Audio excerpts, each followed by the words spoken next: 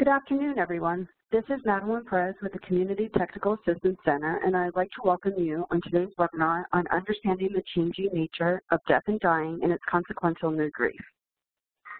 As you can see, here are the steps needed in order to receive your continuing education credits for licensed social workers and licensed mental health counselors.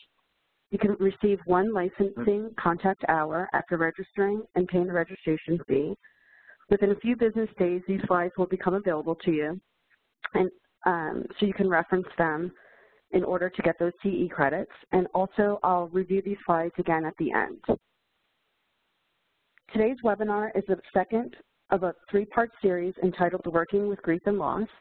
Before we get started, I want to take a moment to orient everyone on the WebEx system so you know how to participate in today's event. Please note that upon joining the webinar, you have been placed on mute to avoid any background noises that may distract others from listening to the presentation today. If you come across any technical issues during today's event, please chat to the host who will be able to assist you. You will have the opportunity to submit questions for the Q&A portion of today's presentation by utilizing the chat box feature, which is located on the right-hand side of your screen. If it is not visible, click the dialog bubble on the top right toolbar, and it should appear. In order to ensure that we're able to answer as many questions as time permits, we're requesting that you send in your questions at any point during the webinar, and we will address them during the Q&A portion of today's presentation. And with that, we're very excited to be joined by Dr. Joe Nowinski. Dr. Nowinski is a licensed clinical psychologist, author, and specialist on grief and loss.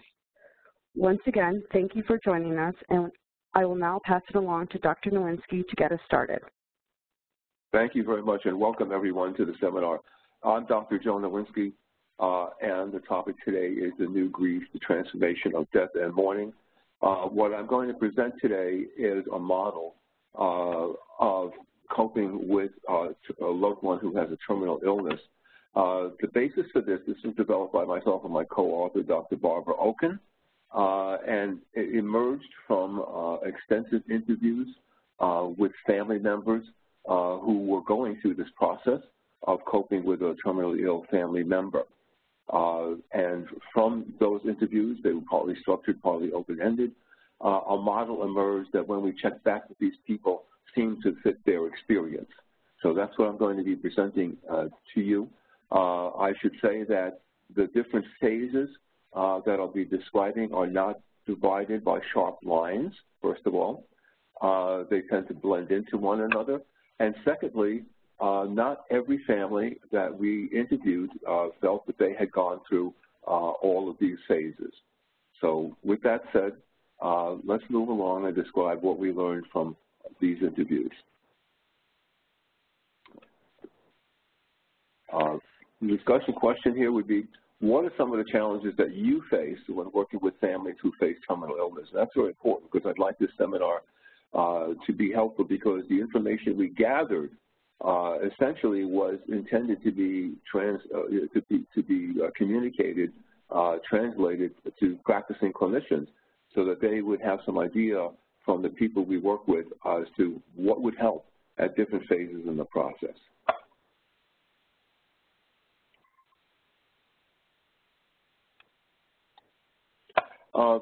Barbara and I, as we spent about 2 years on this, 2 years or so really on this project, we have both had these kinds of experiences in our families. And we also found ourselves sort of researching literature and looking for things that were poignant or that perhaps were relevant. This one by C.S. Lewis says, bereavement is a universal and integral part of our experience of love. It follows marriage as normally as marriage follows courtship or as autumn follows summer. It is not a truncation of the process, but one of its phases, not the interruption of the dance, but the next figure. Something else that we found that was kind of poignant was this by a Shoshone medicine man who said, if the dead be truly dead, why should they still be walking in my heart? So let's take a look. I have a lot of ground to cover. This is a complex topic, so I'm going to move along fairly quickly. You might want to fasten your seatbelt and save your questions to the end. What was terminal illness 50 years ago? The expected longevity once you got a diagnosis, and I have gone through this with colleagues, was weeks to months often. Sudden death, say from a heart attack, was not uncommon. And 50 years ago, death was more of an event, and mourning was kind of an individual matter. Excuse me, I have my annual winter cold. Elizabeth Kubler-Ross talked about that in the book On Death and Dying, a classic book, described the process that individuals experience when they are confronted with a terminal diagnosis. It was then extended to describe what loved ones might also experience. It's a little bit controversial as to that's true or not, but it has been. And she describes 5 stages, beginning with denial, going to anger, bargaining, depression, and acceptance. Joan Didion, in her excellent book, The Year of Magical Thinking, describes her response to the sudden death of her husband, who's an author. And it's a great book because it does speak to that kind of grief and that results from, in this case, someone who died over a dinner table suddenly of a heart attack.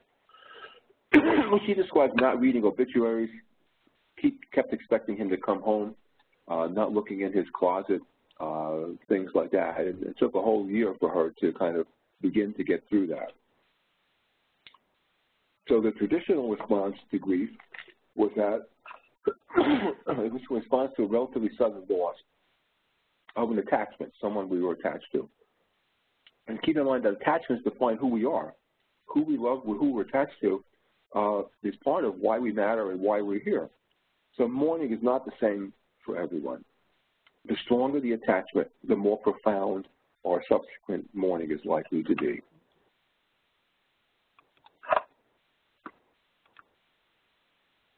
The new grief contrasts, what we call the new grief, contrasts with that traditional process. It's a process. It's not so much of an event as you might think the old grief was, associated with fairly sudden death. But it's a process that begins with a diagnosis and can go on for years.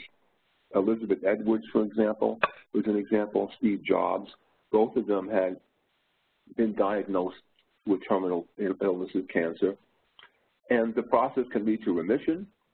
It can lead to control and stability. It can lead to recurrence. It's a long-standing pattern. It involves the entire family. Usually it draws in the entire family into this process. And it includes the patient. The patient is part of this process. If you die suddenly, you're not really part of the process. But in the new grief, and this is largely thanks to modern medicine, this is what we're facing. Every one of us will face this, by the way, in our lives, if you haven't already. But this is Dr. Peter Bakken describing it. He says, oh, Ruth, I think this is a cancer. This is Dr. Hiram Cody, a breast cancer surgeon, after an initial physical examination of Dr. Bach's wife. And here's how Dr. Bach describes it. And with that simple statement, down into the tunnel, Ruth and I stumbled into the strange, dehumanizing, aching, opaque, and misunderstood world of cancer doctors and cancer care. This is a quote we found that a lot of the families that we spoke with could identify with. Most of our families, by the way, came from the Dana-Farber Institute. Trying to get this slide to move. This is Ellen, a woman that I was in communication with for a number of years. She passed on about 2 years ago. She said, my initial diagnosis was in 1992. I was 47 years old, and it was 2 months after getting a clean mammogram. There was a puckering in the breast, and it turned out to be stage 2 breast cancer. I did all the right things, mastectomy, chemo, tamoxifen for 5 years. I wore pink ribbon. I did the cancer walks, and I thought I was safe until September 2001, a day or two before the World Trade Center collapsed. And routine mammogram, the radiologist said the words that sent chills up your spine. Let's take a few more pictures. Turned out to be stage 1 breast cancer in the other breast. A lumpectomy was recommended. I wanted to be done with cancer, not waiting for the other shoe to fall, so I decided on a mastectomy with all the accompanying treatments. 1 year later, in another routine scan, I learned the cancer was back and had spread. Neither the scan report nor my oncologist ever used the word metastatic. Both used the term stage 4. And would you believe it took me several months to connect in my head that stage 4 was metastatic? I was in shock. I had a bilateral mastectomy and still got breast cancer with no breasts. This is not an unusual kind of experience. And again, this is something that your clients that you might be working with, you can expect that this is the kind of experience that people are having. Again, this is not a sudden event. It's due to advances in medicine that are miraculous in many ways, but they also have profoundly changed the nature of grief and mourning. So this is the roadmap that we came up with that is emerged. We did not think of this on our own heads. This kind of emerged from all of these interviews we did. And there are 5 stages that we came up with: crisis, unity, upheaval, resolution, and renewal. They're not separated by sharp lines. And again, in going back to some of the families we work with, not everyone got to the resolution or renewal stages. Some just weren't there yet. And frankly, a few told us that they really weren't interested in moving on to those stages. They would rather just kind of move on personally.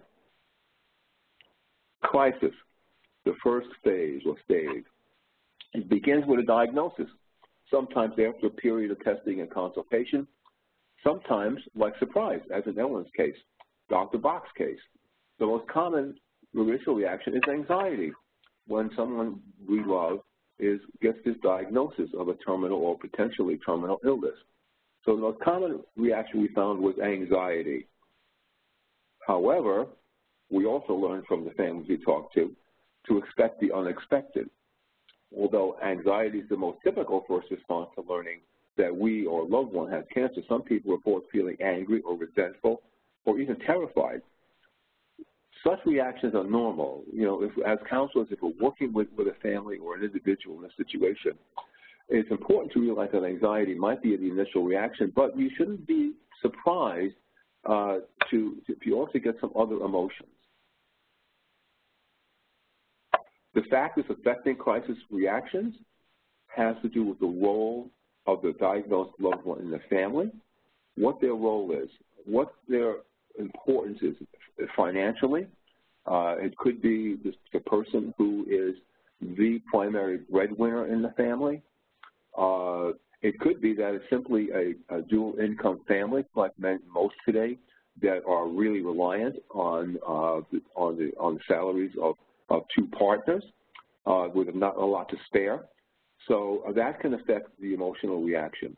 Also the social role.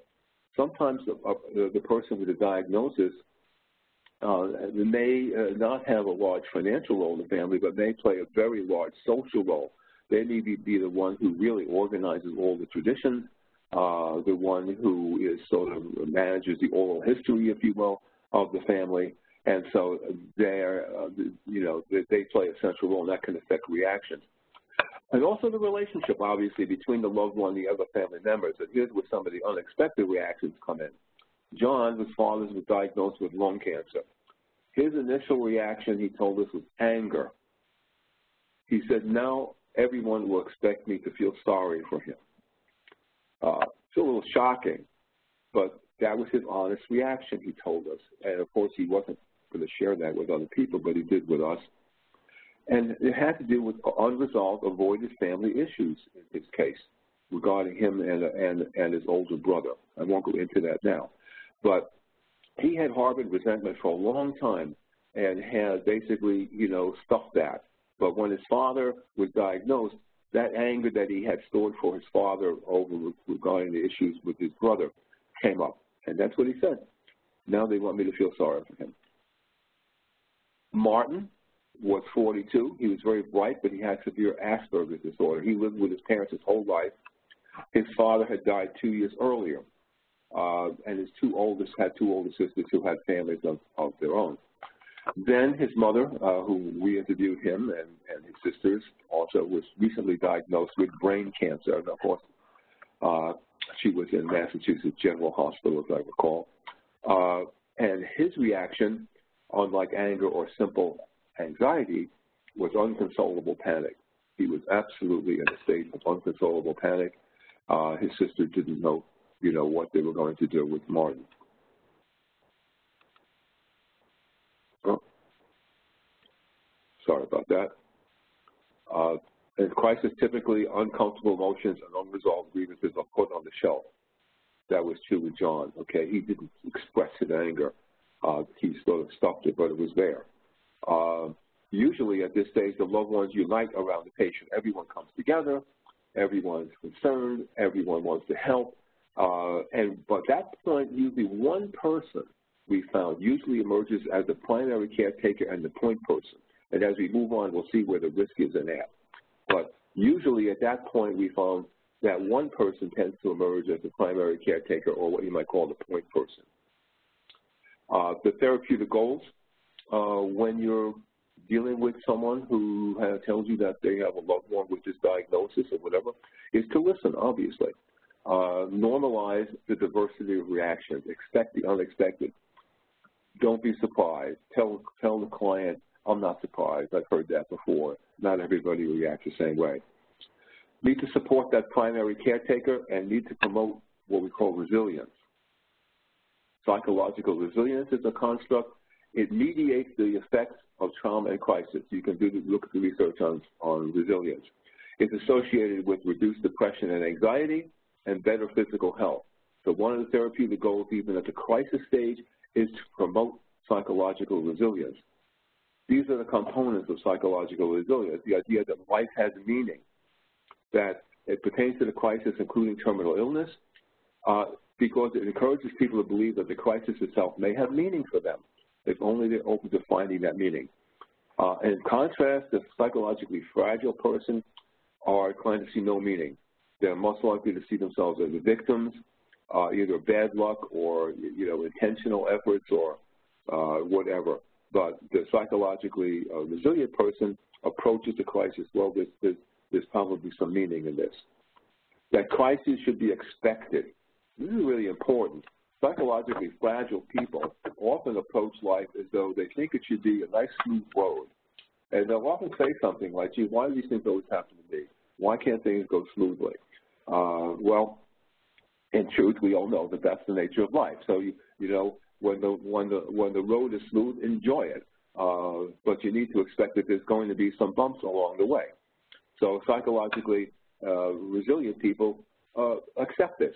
And as counselors, I think we need to promote that we need to talk about to people's attitudes about life and crises, and the idea that, crises are part of life and they are to be expected. And that we create our own luck. It's the opposite of believing that what happens to us in life is either a result of luck, good or bad, or forces that are beyond our control.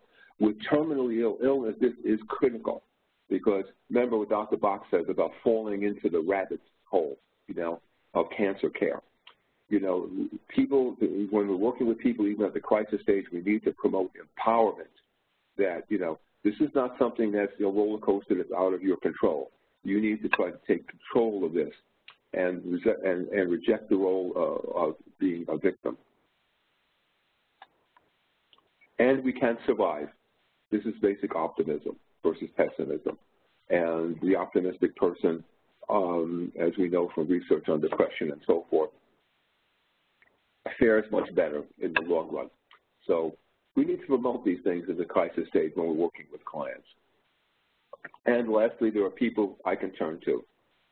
Isolation is the enemy of dealing with terminal illness, as we'll see. And believing that there are people I can turn to, and the resilient person reaches out to those people, okay? So again, we can promote resilience through either dialogue or sometimes cognitive role-playing we've used. For example, asking for help is a good one. The person who's afraid to ask for help, sometimes a little role-playing can help them sort of break through that. Now we move on to the second stage, the crisis stage, and this is called unity. Grievances and negative feelings still are typically suppressed as they are in the crisis stage. Anger, anxiety, whatever. often are kind of suppressed at that stage as people continue to pull together. From our interviewees, they told us basically there's lots of things to do, try not to do it alone. At that stage, you need to sort of mobilize. Create a team. Identify friends, family members, colleagues, clergy. Identify these people you think you can count on for support, for concrete help, mowing the lawn, cooking some meals, concrete support, as well as emotional support. Let them know about the diagnosis and prognosis and keep them informed as treatment progresses. So the people told us in this stage, the best thing that they said you can do is to start to reach out to others. The worst thing you can do is sort of tough it out alone. Organize and delegate.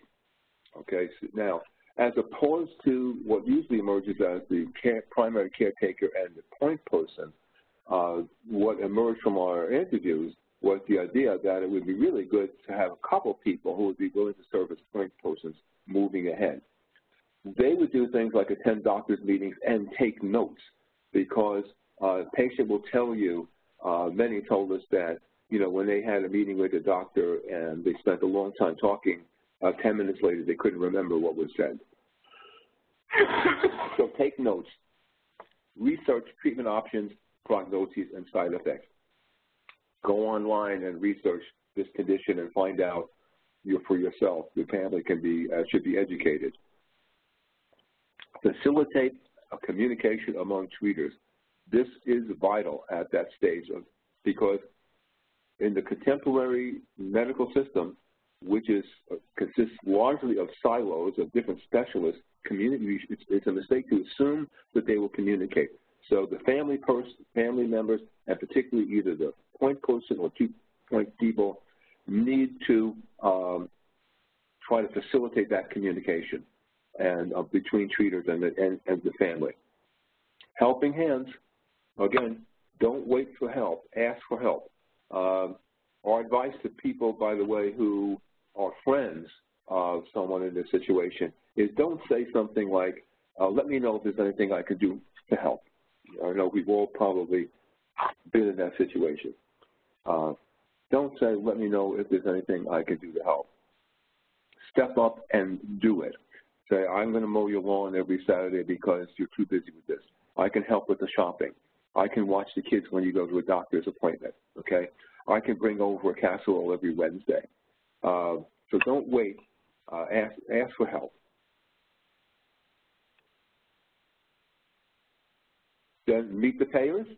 At this point, it's time to really understand the limits of medical coverage, understand the process for specialist consultation.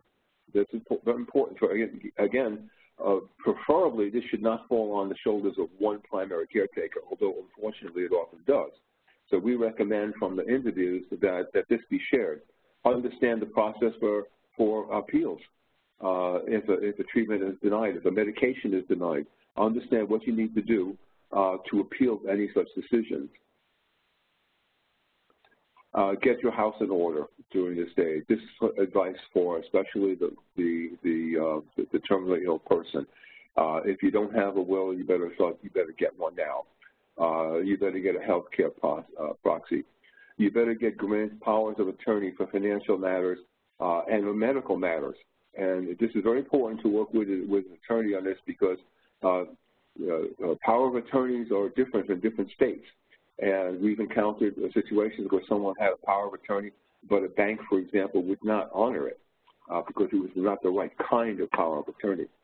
So those things, organize expenses so that the loved ones, the other family members, especially the point people, can understand them and assist as they need to. If the person who was diagnosed was the person who was mostly in charge of paying the bills and so forth, that needs to, at this point, be shared if possible. Communicate about treatment decisions.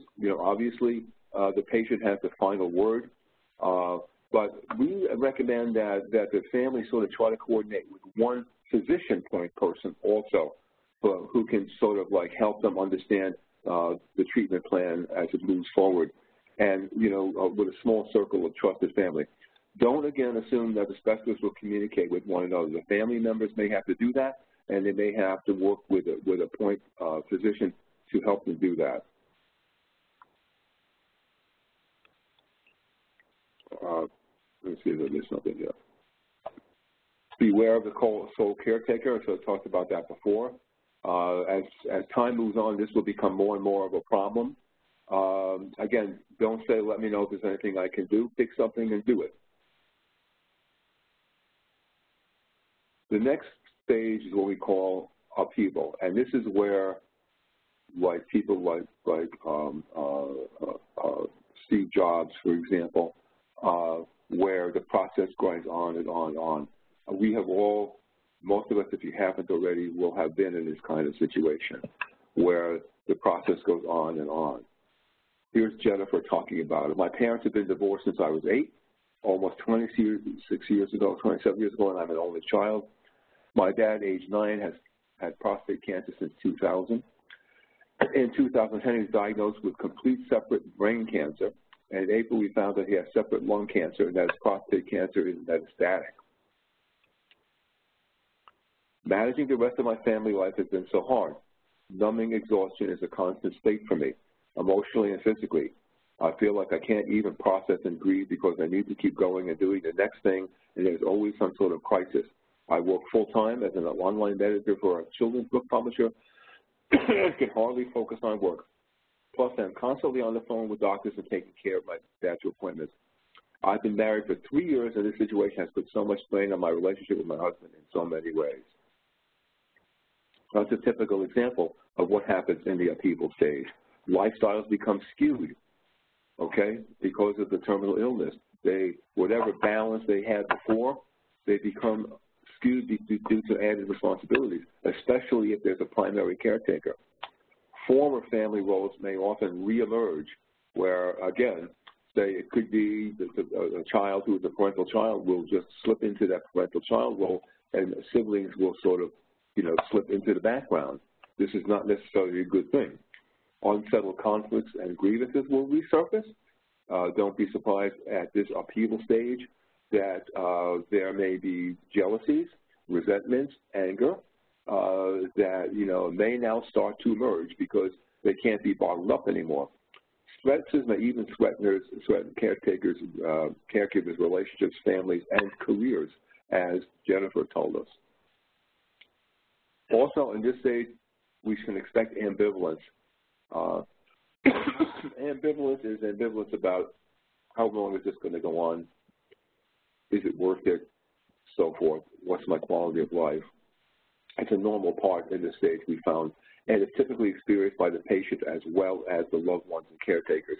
As clinicians, you need to expect this, that the patient may experience ambivalence at times, and certainly, in a situation like the one we just talked about, it would be perfectly normal for her to be ambivalent at times about how long is this going to go on. It needs to be acknowledged, and it needs to be given a voice.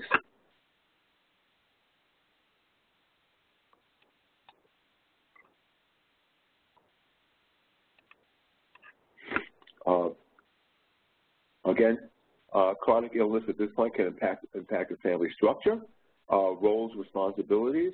It's important at this stage of upheaval, as the process is dragging on, as a clinician, what can be helpful is to bring up the issue of key traditions in the family. This time of year, with the family facing a terminal illness, the issue of the holidays come up. We just passed Thanksgiving. Christmas is coming up. Hanukkah is coming up. What has the family done to maintain those traditions in the past? How will this illness affect that? Okay. How will individual roles and responsibilities change? It becomes very important to help families maintain those structures. This is a study, one study quickly I'll go over. It's like a Ohio State study, the relationship between chronic stress, depression, and the immune system. She looked at 47 men and women who were all caregivers to patients with Alzheimer's, and found that all experienced moderate levels of depression. Not serious enough to prevent them from functioning, but enough to affect their mood and sleep. So in our upheaval stage, we need to be sensitive to the impact on other family members, particular caretakers, and we need to help to intervene with that. Another study, United Health Foundation, 96% of disabled veterans' primary caretakers are women, 70% are their spouses, 1 in 4 are being cared for by their parents, and 30% have been in that role for 10 years or more. So this is this upheaval stage, and it's important to recognize just its impact on mental health, its impact on family roles. Certainly found that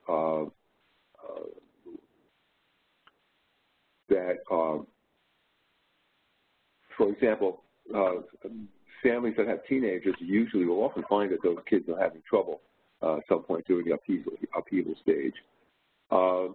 Complementary treatments we recommend, and were recommended to us by a lot of people at this stage as the process goes on and on. They can be really good for not only the patient, but for significant others. Yoga, Tai Chi, acupuncture, mindfulness meditation, Reiki, all of these things research has found can help reduce stress. But the advice that we got from research and from people was the best thing is not to sort of, bounce around. Pick one of these things and stick with it. For example, if you decide to take 3 yoga classes, don't expect, dramatic effects. But if you do mindfulness meditation on a regular basis over a period of time, it will help with stress.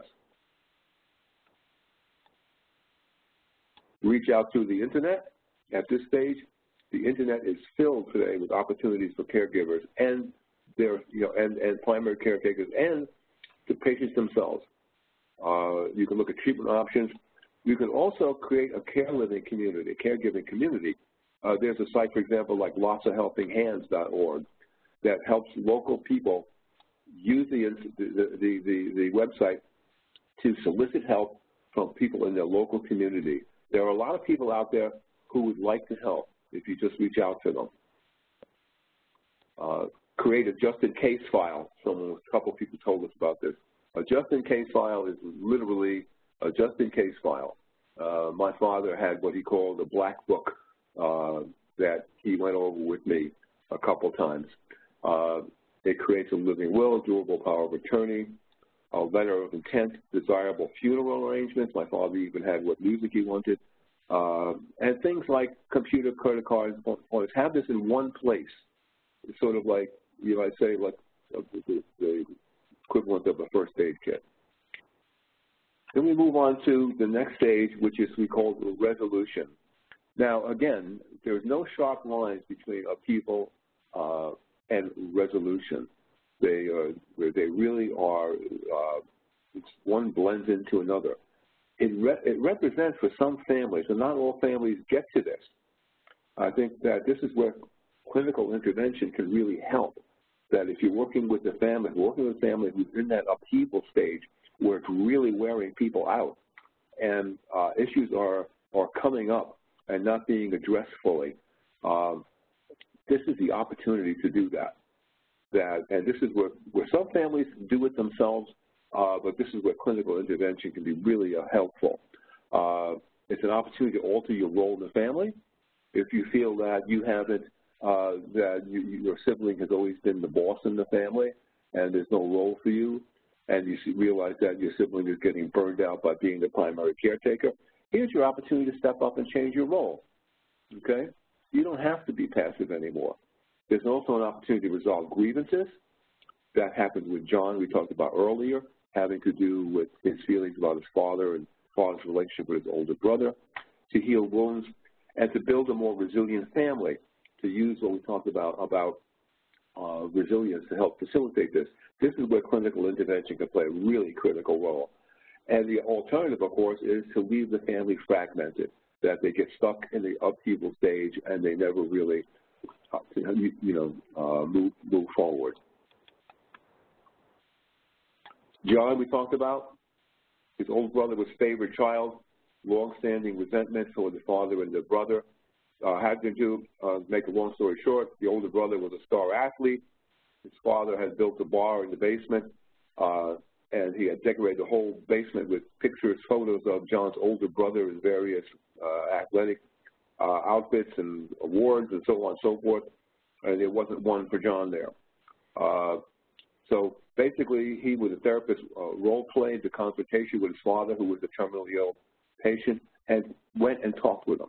By role-playing it, by talking it out with the clinician, when he was able to talk to his father, it wasn't a hateful conversation. It was a very painful conversation, and the father was frankly unaware and shocked, but it led to some kind of resolution. Here's a method for changing a family role. Complete a family role assessment. Basically, with the aid of a therapist, what's your role? What's your sister's role? What's your brother's role? What's your mother and father's role? Who plays what role in the family? Family therapists are, familiar with that concept. Then design a new role. Okay, what's been your role, and how have you slipped into it maybe through this crisis? But what role would you like to play? And then use coaching and role-playing to try on the new role for size. It could be simply, saying that you'd like to become more involved as a point person and meeting with doctors, okay, researching prognoses, whatever, helping out with family chores.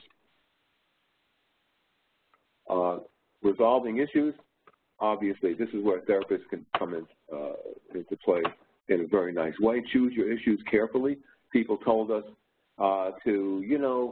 maybe you need to pick your battles at this point. What's most important to you? What do you think that would make you feel better if you kind of resolve, say, you're feeling that, your older sister was always the favorite one and you got short shrift? How would you talk about that? How would you talk about the fact that you'd like to play more of a role in the family? Seek allies if possible and plan ahead. And don't assume bad intentions. Don't assume that, for example, an older sibling. In John's case, his older brother, had never had any intention of putting him down. He just was really into sports and athletics. He just assumed that John wasn't, and that's the way it was. So don't assume bad intentions.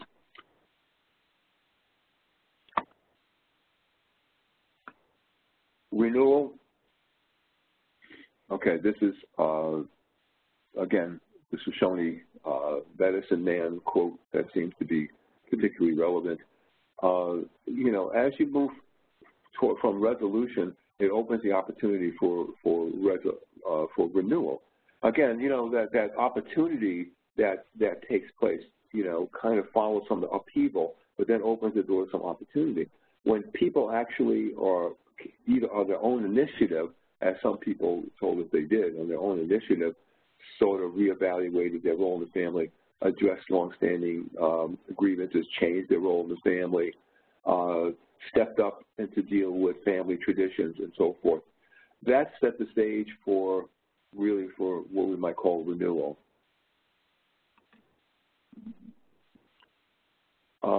What are issues at this stage when you're kind of at the end?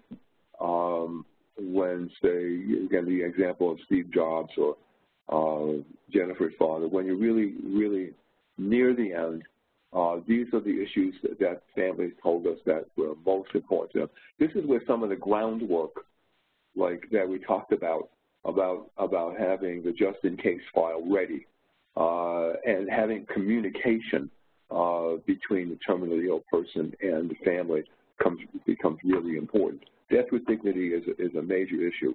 Mourning, the nature of mourning, and then for the family, bonding and continuity. We talk about death with dignity. The Atlas Project reported the results of 235,000 patients aged 65 and over who've been diagnosed with advanced cancer and who died between those years. What they found was nearly 1/3 of these men and women had spent their final weeks in a hospital or hospital intensive care unit, as opposed to at home or in a hospice. It begs the question, is this where they want to be? Despite their nearness to death, many of these men and women were the recipients of heroic efforts to extend their lives, if only for a few days or weeks, such as surgery or chemotherapy. This is very, very important information. As counselors, we need to be critically aware of this when we're working with families, and in our role of educating them, counseling them, helping them through these stages, because the work that precedes this will define whether a person with terminal illness will die with dignity. How, what do they want? Is this what they want? I have talked with, and you may know people who have been in this situation, have been told by doctors, although they wanted to sort of pull the plug, as you say, they were told, you don't have any legal standing to do that. So here's an example of death with dignity. Scott Nearing is a political figure, died at the age of 100. These were his funeral instructions. Found these. Unless the law requires, I direct that no undertaker, mortician, or other professional manipulator of corpses be consulted, called in, or participate in any way in the disposal of my body. I direct that as soon as convenient after my death, my friends place my body in a plain wooden box made of spruce or pine boards, the body to be dressed in working clothes, and to be laid upon my sleeping bag. There is to be no ornament or decoration of any kind in or on the box. I love that. Here's a person who really took charge in terms of how he wanted to leave. So take control. Make sure your will and any letter of intent are current and accurate. Communicate. Make sure your medical proxy and power of attorney is current and valid. Decide what kind of care you want and at what point. And so, again, the patient needs to know that, but the proxies need to be able, the point people need to be able to step up about this. Plan your funeral. Decide where you want to be and who should be there. If you can do that, this can really make a huge difference as the family moves on. And finally, before we get to questions, this is what Helen Nearing, her husband, Scott, who just dictated his funeral arrangements. This is what she had to say on the loss of her husband, Scott, after 50 years of marriage. She said, our love affair has lasted half a century and still goes on now, 8 years after he died at the honorable age of 100. The love continues on my part and on his side too, I believe. From where else could come the glad certainty every morning, evening, and hour of the day that I live in love and am charged with it, outgoing and incoming. So if we can help families to negotiate this, as Dr. Bach talked, this rabbit hole that people fall into, clinicians can play a real important role in working with families. And some families, as I said, when we talked to, had not gotten there yet. They were still stuck in one stage. And others, a few people seem to not want to do it. They seem to be either so angry or alienated that they didn't want to. But this can be the ideal outcome.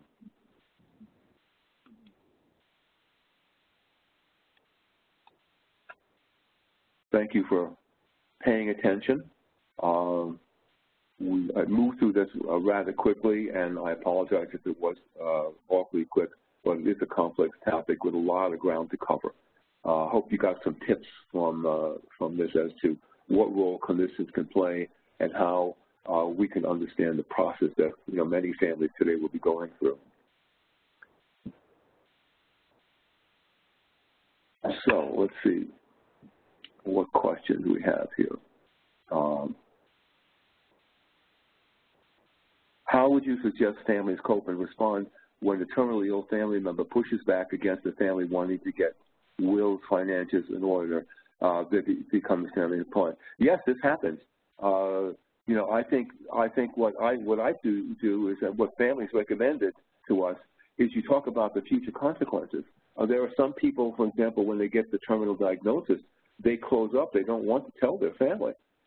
They may tell, and this happens a few times, they may tell a therapist, but they said they don't want to tell their family. This is where I think having this roadmap, if you will, having this idea of what the process is going to be can be very helpful. Maybe the only thing you can do to convince a person that that's really not in their interest, that this is what you're likely to face. You could face remission, you could face relapse, It's going to be a long process. It's going to affect you and the whole family. And so it would be, in your interest to think ahead. So that's the best advice I have for people who are resisting it. How do you process anticipation or loss of terminally ill child with young siblings? This is the most awful thing that a person can deal with. A pediatrician told us about the death of her 10-year-old daughter, and she had 2 other children. And it was basically what she said is that it was a matter of sharing the whole concept of death, and it's for her in a spiritual way. The quotes that I cited that Barbara and I found comforting to ourselves and to others can come into play here. And so also memorializing it. In the case of the pediatrician, her daughter's name was Rose, and every year thereafter they celebrated Rose's birthday. The family did I get tearful every time I talk about it, with a cake with roses on it. And so, that's a tough one. Dr. Nowinski, yeah. I see one more question. Do you find the stages go in certain order or random, also, or some skipped? They don't tend to go. No, they don't tend to go randomly, but they don't tend to be divided by sharp lines. They do tend to blend into one another, and you could be stuck in the upheaval stage for years. Okay, and that's where the critical work we talked about defining family roles, dealing with grievances, that's where the therapeutic work can help a great deal to sort of, reach some resolution. So, no, the answer is they don't seem to be random, but they don't seem to be divided by sharp lines. Okay, great. Again, thank you, Dr. Nowinski, for answering all of our questions. Let's see. You're very welcome. Yeah, give me 1 second. Again, here are the steps needed in order to receive your continuing education credits. Again, within a few business days, these slides will become available to you. Therefore, you can reference these slides in order to get those credits. In addition, we have received approval for 1 KSAC clock hour for credentialing requirements. Please email ctac.info@nyu.edu if you're interested in the KSAC clock hour for credentialing requirements. And please note it's different than the process for social workers and licensed mental health counselors, as you will need to go through the Silver School of Social Work. Once again, thank you, Dr. Nowinski, for this great presentation on the new grief, the transformation of death and mourning. And I'd like to thank everyone else for attending today's seminar. Please be sure to check out Part 3 of this series. Part 3 is Beyond Kubler-Ross, New Perspectives in Death and Dying and Grief on December 14th. If you have any other questions, please contact us at ctac.info@nyu.edu. Once you leave today's webinar, you'll receive a survey on the presentation, and we would appreciate if you would complete that and provide your feedback. And on behalf of CTAC and our presenter, thank you for joining us, and enjoy the rest of your day.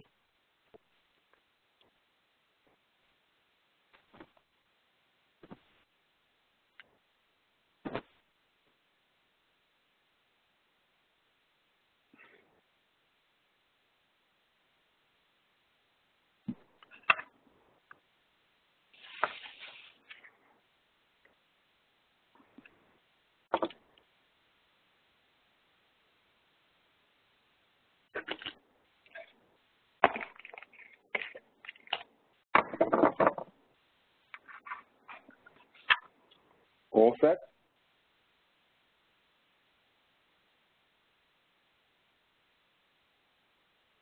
Okay, thank you.